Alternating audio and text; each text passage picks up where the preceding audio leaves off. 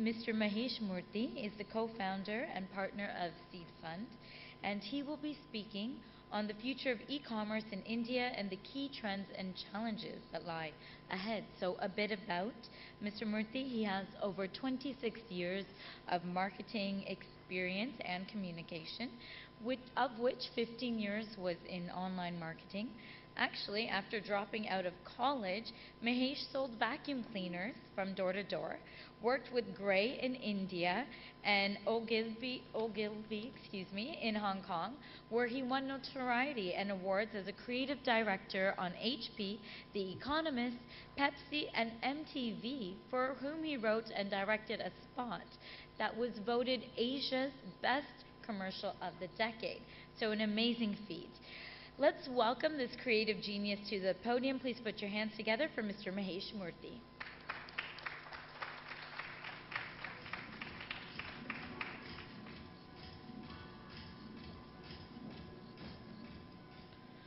I love this music. It seems like I'm going up at the Oscars or something.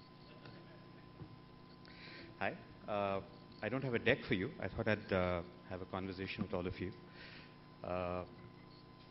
Just a little bit about you know, my personal experience with commerce in India and outside. I helped design and launch Amazon globally when I lived in the US, in Seattle, and did quite a few more e-commerce companies in the US. Came back to India 13 odd years ago. Tried to launch an e-commerce company, fund a few of them, failed in the early 99, 2000s. Now run a fund. Some of the companies that we're happy investors in are Redbus, India's largest bus ticketing e-commerce site, and 3 or 4 other e-com companies. In addition, I also help found and fund India's largest independent digital marketing company, which has worked with people like Make My Trip, Jet, Yatra, and so on and so forth. So we have a little bit of experience in terms of numbers, in terms of what's been happening in India these days. Ashish, first of all, a big hand to Ashish and the gang at E-Tailing India for putting this together. I think it's nice and reasonable high time that we had a e-commerce kind of conference of our own.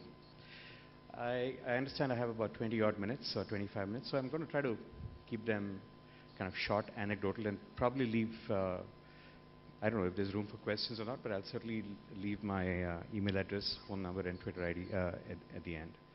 The first thing I really wanted to talk about is that unlike the first kind of false coming of e-com in India about 12 years ago, it's here to stay. I mean, the numbers are on our side. We have 150 million internet users in India. We have 64, 65 million people on Facebook alone, 120 million people who visit Google every month. And to put that in perspective, there are only 121 million television sets in India, right? So I just wanted to put that out there in perspective. There are only 7 million, there's only 7 million circulation of the Times of India. So Facebook reaches 9 times as many people as the Times of India, already in India. Right? So the numbers already well and truly on our side. We still have some gating factors. The biggest gating factor is really in some ways a complex one. And it is simply this, that virtually the entire internet in India is in English, and there are only about 250, 300 million English speakers in India, which means it's going to take some enormous leap of something for us to reach the 1.3 billion, right? Which is also in some ways something that holds us back. Many analysts tend to think of these BRIC economies, Brazil, Russia, India, China, and the US, and say that, well, the US has Google, China has Baidu, India needs a Google. The US has Facebook, China has whatever else it is. US has Twitter, China has Weibo. We need India's, Weibo. We need India's Twitter, and so on and so forth. And the truth of the matter is, India's Facebook is Facebook, India's Google is Google, India's Twitter is Twitter, and India's Amazon, I believe, will, in large terms, be Amazon. And that's largely the challenge. We don't really behave on these large established spaces as an independent economy, and that's not necessarily a bad thing. But there are opportunities out there, which also means that if you're trying to be like them and say, well, I'm going to set up India's Google, you're going to have a really hard slog at doing that.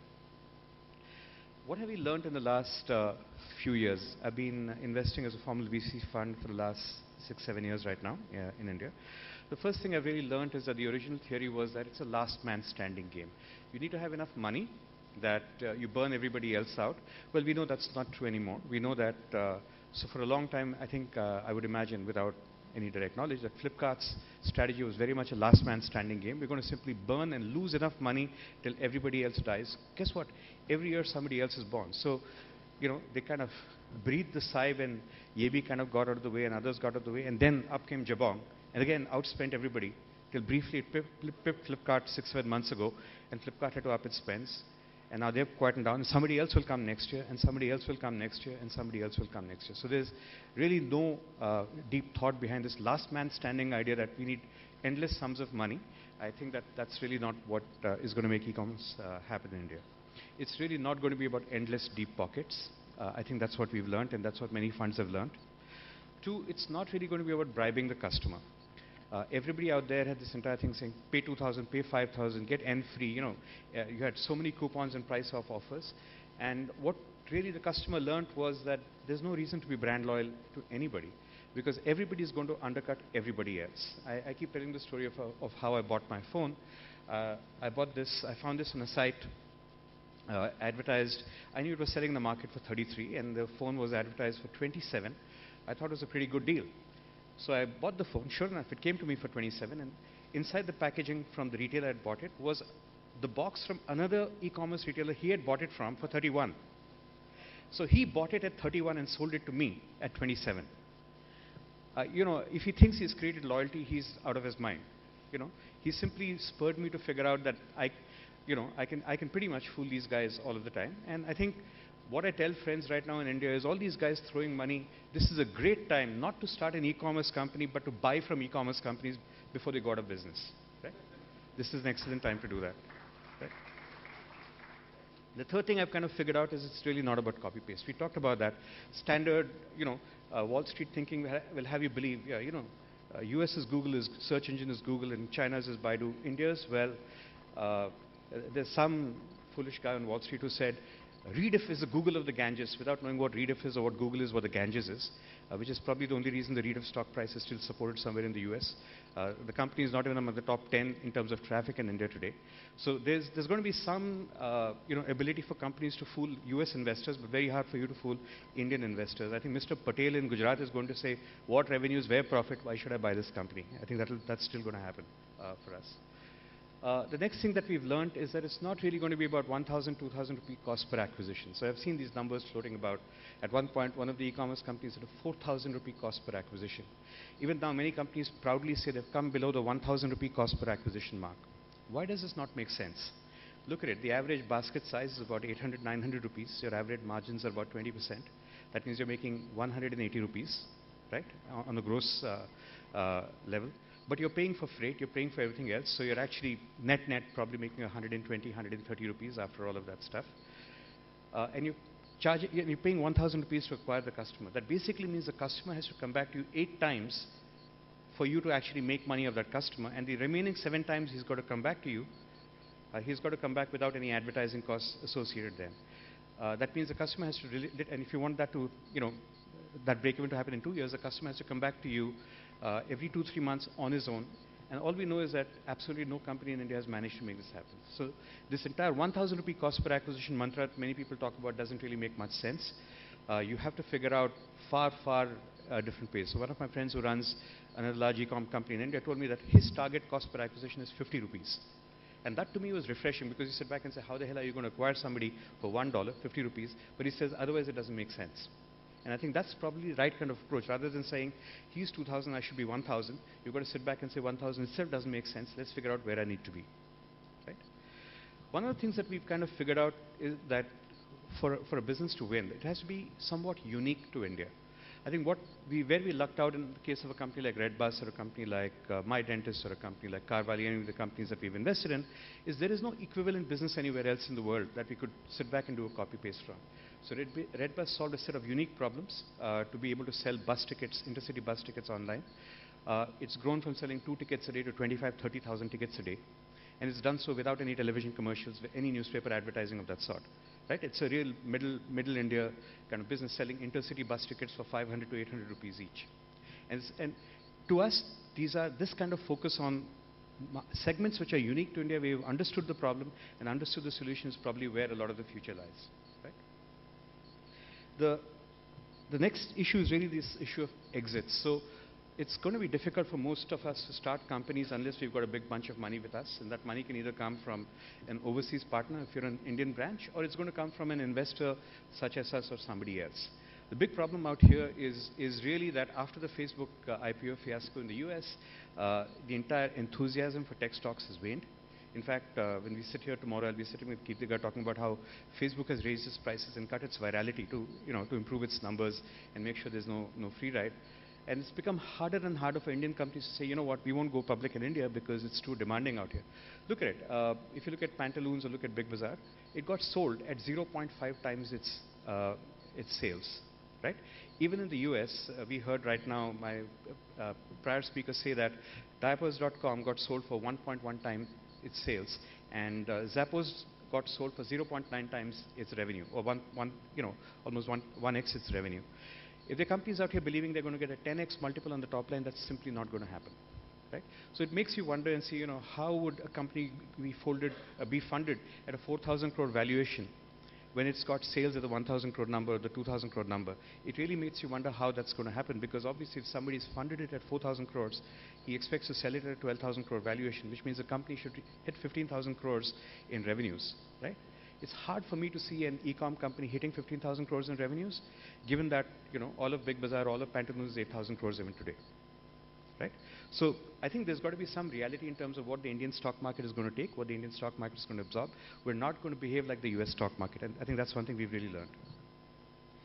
I think broadly again, going forward in India, a lot of the future will, already out of this 150 million users, about 90 million each come from desktop and come from mobile, and the rest is the overlap between the two.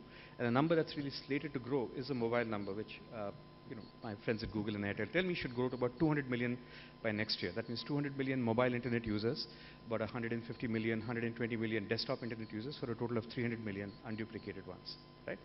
This basically means that if you were sitting and building this beautiful site in 960 pixels, it's not going to work, because you've got to make it work, and to really make use of the mobile platform, you have to figure out how to make it work.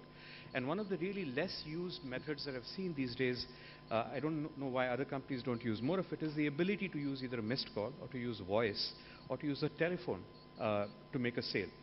Unlike the US, where the cost of handling a call is really high, it's probably in the order of $1 plus. The cost of handling a call here is in the order of 5 cents. Or 10 cents at the most, right? And that's perfectly fine. I mean, you can put together 5 rupees, 7 rupees as the cost of handling a call to be able to complete a sale. It's much less than 1,000 rupees it takes you to complete a sale online. So I would really urge people to look at the ability to use a telephone, to use voice, to use the mobile as potential keypads for future businesses that they launch out here. Okay?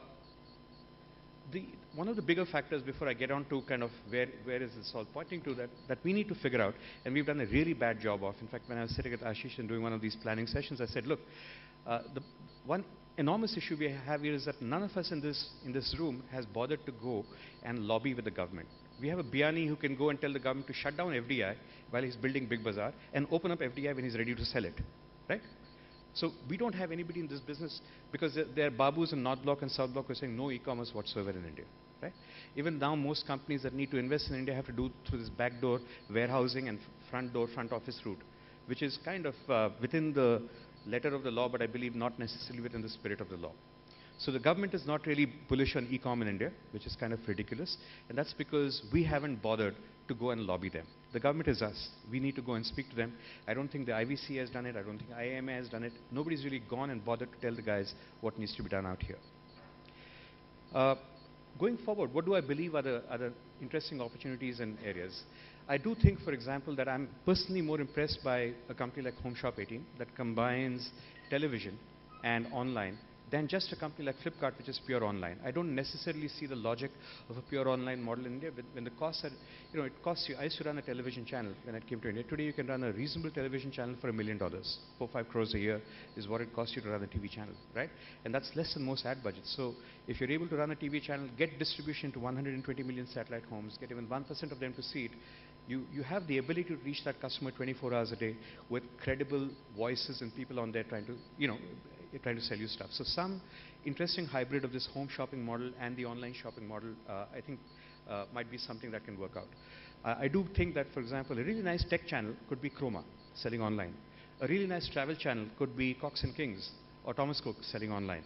I do think we have to look in directions such as this to be able to break the barriers that have come in our way. I also do believe, like I said, that voice plus mobile is going to be more powerful than the computer keyboard. I see this more and more where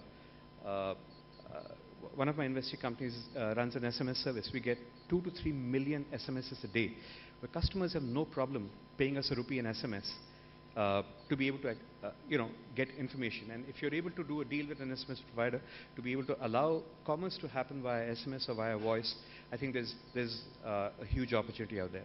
There's also a big break out there that the fee for selling on the internet via Visa or MasterCard is only 2%, while the fee for selling on mobile via carrier is 80%, because a mobile carrier takes 80% of the revenues. But if you can figure out and you can work with the smaller carriers and break through and get a better revenue share than 80-20 or 82-18 or whatever it is on offer today, I think you can make this mobile thing work if you do it with in a smart way. The other kind of prevailing fiction is that I sense is this entire bottom of the pyramid thing. I don't think we are ready yet to get commerce to happen from the bottom of the pyramid. I still think the top of the pyramid and the middle of the pyramid is really where we need to be for the next 2, 3, 4 years. There's huge amounts. That's 300, 400, 500 million people.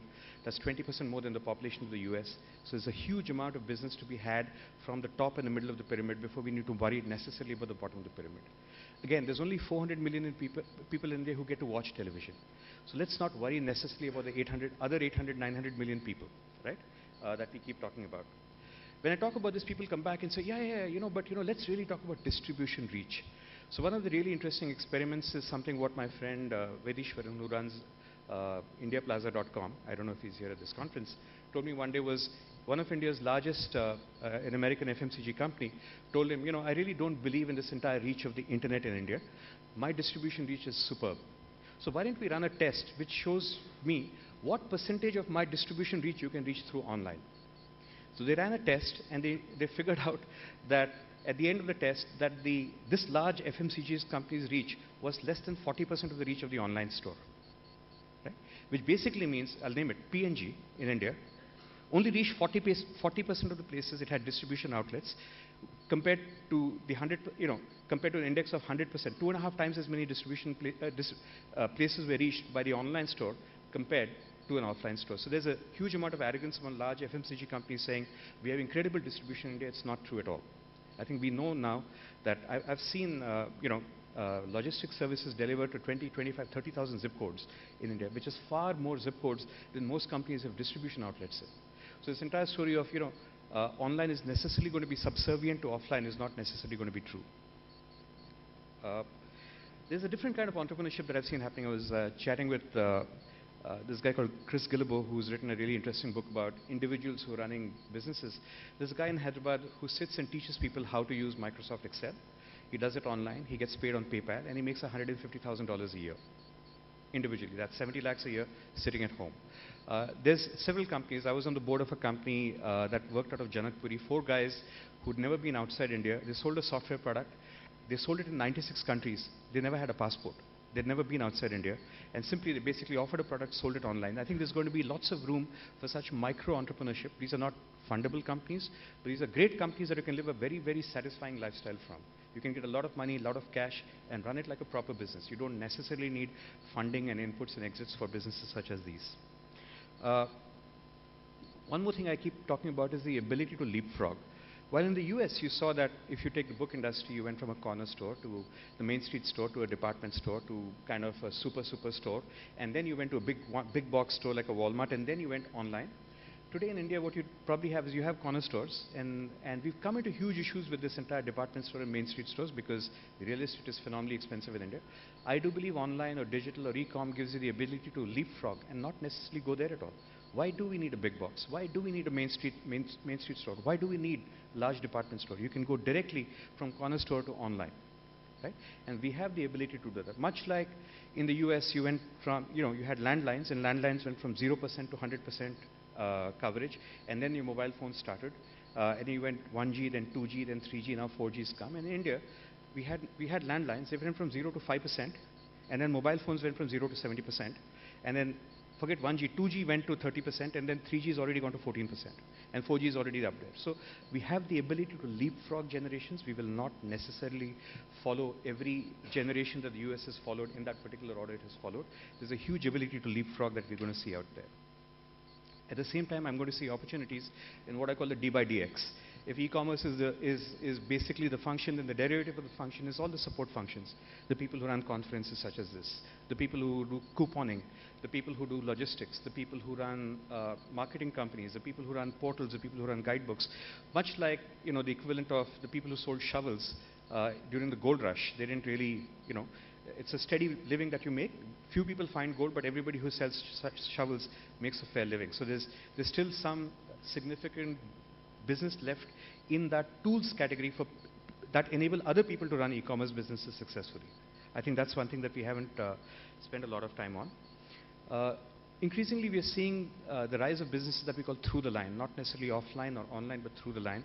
One of our investments is in a chain of dental clinics called My Dentist. You've probably seen them all over Bombay. There are about 40 odd of them, already India's largest chain.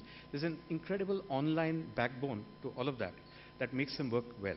And eventually, all customers will be online and so on and so forth. Yes, you have to go to a clinic that's in your neighborhood. It's a little difficult to deliver dental service over the net, right? But the ability to make power that, so we're able to break even a clinic in 4 months. We're able to figure out where to start a clinic. We're able to see where the demand is because we use an enormous amount of technology behind the line. So this is what we call a through-the-line business, a business supported by the strength of e-com, even though the front end is not necessarily on e-com. Broadly, if you were to ask me, I know I'm running out of time, my own sense is that we see a greater potential in consumer businesses than B2B businesses online, because it's easier for us, we believe, to build consumer brands online than necessarily build B2B brands in this particular new world that we're talking about. Right?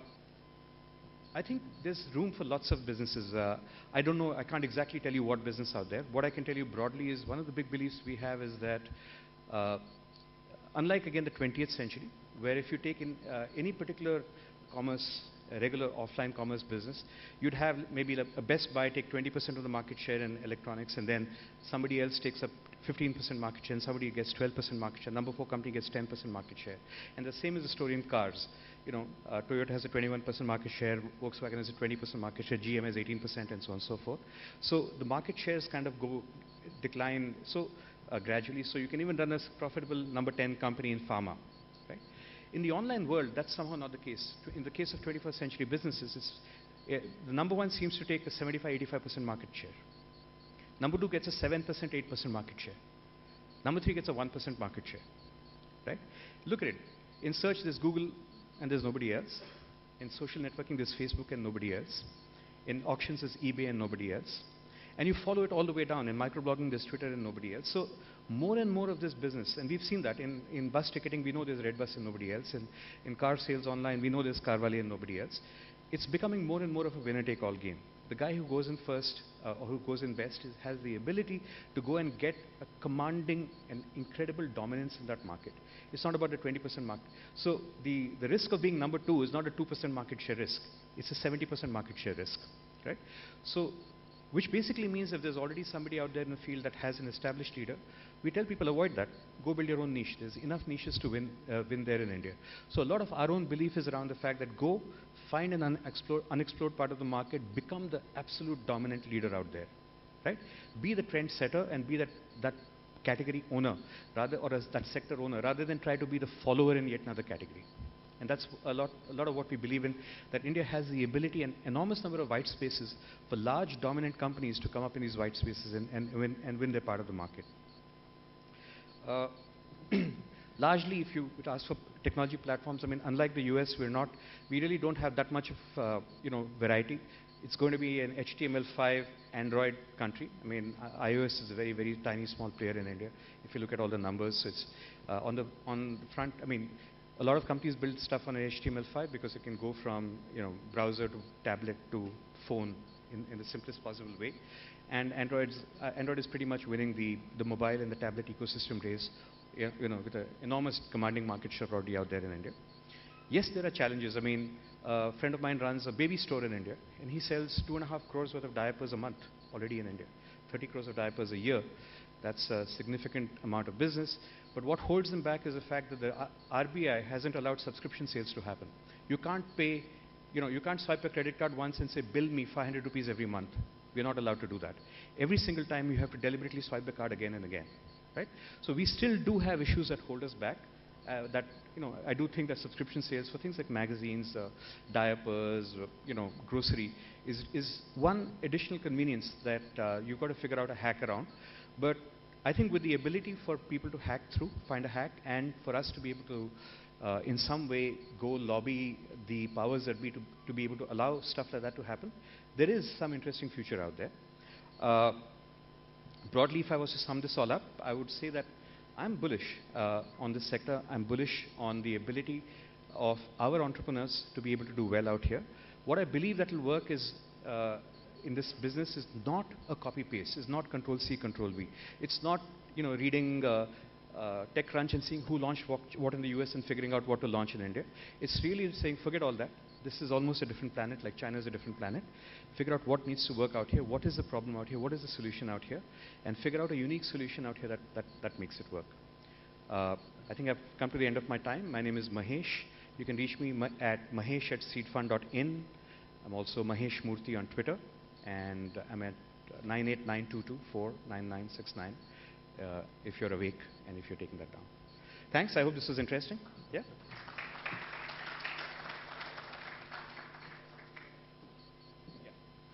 So there's been anybody with questions? 1 second. Can we have a show of hands of people who are awake enough to want to ask questions?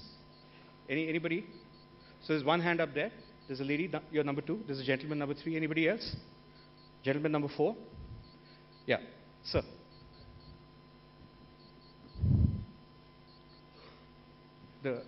Hello. Yeah. Yeah, I'm Sushant from Belakorvola Technologies. We have a website by the name of beyondtime.in, which we just launched recently. Oh, what's your website, sorry? Beyondtime.in. Beyondtime.in. It's a watch website. No, it's to do with all electronics, consumer electronics. Okay, sorry. Okay. So one quick question, which you were talking about, how long do you last vis-a-vis the biggies, right? We will, at this point of time, we are, we are funding ourselves from internal resources. How long does one go in, and how does one survive without, trying to fight the big guys? Like you said, there's 1 month there will be a Jabong will come and say 4,000 customer acquisition costs and give you free offers. There'll be tomorrow somebody else. So how does one keep their cool, going through this process? If you can guide and give us some inputs on that front. If I could use an analogy, there's a war going on. Just dig a bunker, keep your head below ground, make sure you don't get shot. Let those big guys kill each other. Right, but when the battlefield is full of bodies, stand up and then start walking out. Right. Till then, make sure you survive. Yeah, but it's still difficult, right? To keep going on, funding yourself, fighting the big guys. Life right? isn't easy, yeah. Yeah, sure, I understand, but still some kind of inputs on that front, if you could. I don't know. I mean, I don't have any magic, wand Sure. to swipe at you. All I can figure out is customers. Nobody buys cheapest. I really want to keep coming back and saying that. It's only when you have a commodity product that people go for the lowest price. But if you can figure out something differentiable in your offer, people buy the best they can afford. I mean, you bought the best watch, you bought the best pen you could afford, you bought the best shirt you can afford. If you really go with that faith, you figure out what it is that you can do that people will pay you more for and continue paying you more for. And that increased revenue that you get, that is your funding. Far and away the best funding out there in business is that from customer revenue. It's not venture capital funding. We all know that, right? So we guys, VCs, we're only the second best way to fund companies. I mean, customer revenues are far and away the best way to fund companies. You have to figure out what it is a customer will pay more for. Whether it's, you'll have to figure out. So I do know, for example, I'll give you an example. Even though Amazon sells the books in India, there's a guy who comes to my company and sells books, business books. He comes on a door-to-door basis to sell business books. The sheer convenience of a guy coming and laying out the books in front of a company. I don't know if there are too many guys elsewhere in the world who sell books to businesses on a door-to-door basis. These guys do that, and they manage it, and they sell it at a premium. They tell you very clearly that that's what we're paying a premium. So you don't mind the 200, 300, 400 rupee premium that you're paying, because the guy is coming to your office, he picks up the phone, he delivers a book. You have to figure out what will keep you alive till the big guys in some ways kill themselves. And not just alive, but growing slowly. Okay. So if I can just share something with you quickly, right? What we are doing on our site is, one, we're trying to do within Bombay, right? Our focus is pure Bombay. We don't want to really venture out too much. We get anything from outside is fine. Because I believe Bombay market by itself is pretty huge enough to... Yeah, Bombay has more population than Australia. We all know that. So that's one. Two is what we are looking at, a 3 to 4 hour delivery within Bombay for our products, right? Which is give the customer delight and we get back. Like you correctly said, we are looking at, that will cost me $50 per delivery, but that's my acquisition cost, that's my customer delight, who will inform 10 other people. That's one. Two is also what we are looking at is we do value adds, right? Like we do a data transfer. When you buy a mobile phone from us, my person goes with the machine, does the data transfer from the old phone to the new phone. But at the same time, while we're doing all these value adds to stand out from the crowd, what people don't really see still is saying, "Ke boss, price Flipkart pe ye hai, aapka kya price hai?" And we need to kind of keep matching Flipkart's price. So today we are priced better than Flipkart. So how does one, still keep continuing? So maybe your way is how you figure out how you present your pricing. You say, yeah, my actual pricing for the product matches Flipkart's pricing, right, but I'm going to give you this other service. This service is called, taking your data from your old phone to your new phone, right, and the service is worth 350 rupees. You want it, you don't want it, that's fine. I have this other service, and I have this other service, and this other service. Don't give stuff away free. Don't spoil the customer. Everybody else has spoiled the customer by giving them stuff for free. Don't give it away for free. You see it as a value add, the customer sees it as a value subtract, as a price subtract. Right? The customer sees it as a discount. Why should you not charge? Don't be ashamed to charge. Please charge money. Right? And tell people the value you're giving and charge them for the value you're giving. Yeah, and then you can say, I'm 50 rupees cheaper than Flipkart actually, on the product itself. Right. I think, brick and mortar stores have figured out, one of my other beliefs, and I'm sorry to move away for a minute, is a lot of business around the world will kind of go into this entire idea of, you will have experience centers where you'll go and see this TV and there'll be somebody who explains the television set to you and somebody explains the phone to you, but you're not going to buy it there, you're going to buy it online. Right. So these stores will start up where they will charge a rental for you to put the product up and explain the product to you. Right. So essentially, I think the world will kind of move to the point where you're not going to get rid of offline to sell online. Offline will be used for product experience and online will be used maybe for shopping, and you can figure out some way to do both. Sure. Right? There's money to be made on both sides. Sure. Yeah, but it's hard to explain, hard to expect a product experience online and hard to expect the best prices on ground. Sure. So do what's good in whichever medium. Yeah. I hope Thanks. that helps in some way. Yeah. Great. Great. Can we move on to the next question? There was a that I lady see there, ma'am. Right over.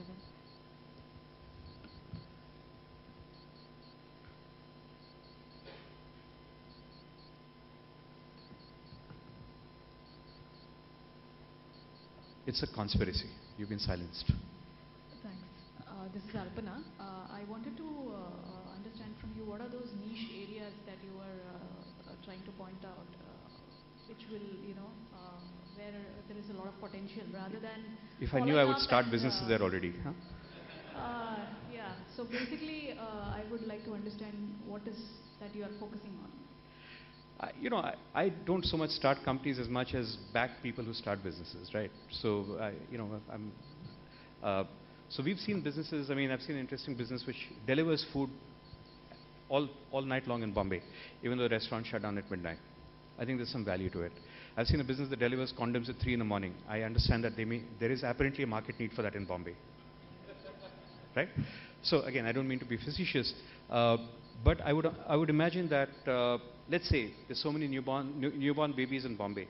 I think there's a business involved in figuring out how to get packages of goodies to them and how to make sure that their parents, start experiencing the best diapers, the best bottles, the best baby care, and so on and so forth. It's not done yet. We don't really have a good mothers community in India. The biggest community out there is Baby Center, which is run by Johnson & Johnson, which is a private company. Yeah, I think I don't know. I mean, there's a billion opportunities. I probably don't know all billion of them. or any of the billion of them. But something will come out from your experience, from your expertise, from your in-depth examination somewhere, and there will be a billion such white spaces. I didn't think too much of the intercity bus ticketing segment 6 years ago when I invested in a company. True. Today it's almost 1,000 crores in revenues, right? Just that one company. We just simply have to figure Fine, out. but that's essentially about the format you're talking about. I mean, not exactly the sector-wise here. Well, bus ticketing is a sector, right? It did not exist. Bus ticketing largely, I would believe, online bus ticketing did not really exist before a red bus, right? Dental clinic chain maybe did not exist before a My Dentist, and maybe car portals selling cars did not exist before a Carvale. I think it's perfectly fine to be the first. I think what I'm maybe warning you against is being the second or the third or the fourth. It's very risky to be the third or the fourth. While traditional Indian thinking is it's very safe to be the third or the fourth. I would say it's very risky to be the third or the fourth, be the first or the second. So I don't know, ma'am. I mean, if I knew the sectors really, I'd be funding businesses in those already. Okay, can we go on to our next question, please? Right beside you, maybe you can pass. Or, sorry. There was a gentleman there in the striped T-shirt. He was number 3, ma'am. Behind out there. Ma'am, could you please pass the microphone out to the gentleman there? Hello. Hi. My name is Arun. I just missed your mobile number. Is you ready too fast? 98922 49969. Yeah, there was a gentleman there. It was number 4. The number 4 was here somewhere. Yeah. Oh, it was this gentleman. Sorry, it was just hold. I'll come to you, sir. It was this gentleman. I was just curious, when you said the bottom of the pyramid is not necessarily as hot as some analysts make it out to be, to what degree, I wanted to know, to what degree do you think it's not so hot because there are not enough even basic mobile phones out there? So I really don't think the mobile phones have necessarily reached through the bottom of the pyramid, right? We have 900 million mobile phone users, mobile phone SIM cards out there, but only 575 million users. So there's still 800 million people in India or 700 million people who don't have mobile phones. The rest of it is people who have, used a SIM and thrown it, or who have 2 mobile phones and so on and so forth. So I still think that where the mobile phones are, that's an accessible market. That's also a market that is that's already paying 100 rupee ARPU or 200 rupee ARPU to the mobile phone company. I'm not saying that there's no money at the bottom of the pyramid. There will be, but I don't see it. Maybe I'm unable to see it. But I'm seeing huge amounts of money right there in the top and the middle of the pyramid right now. At some point there will be, maybe 3 years from now, 1 year from now, 5 years from now. I'm not able to see it yet. And briefly, at what level of the pyramid would you say do those people belong who... All the way up to wherever is where the money is right now, and where there's an enormous amount of business. Of course, at some point somebody will make money going all the way down, but there's a long time for that to happen, right?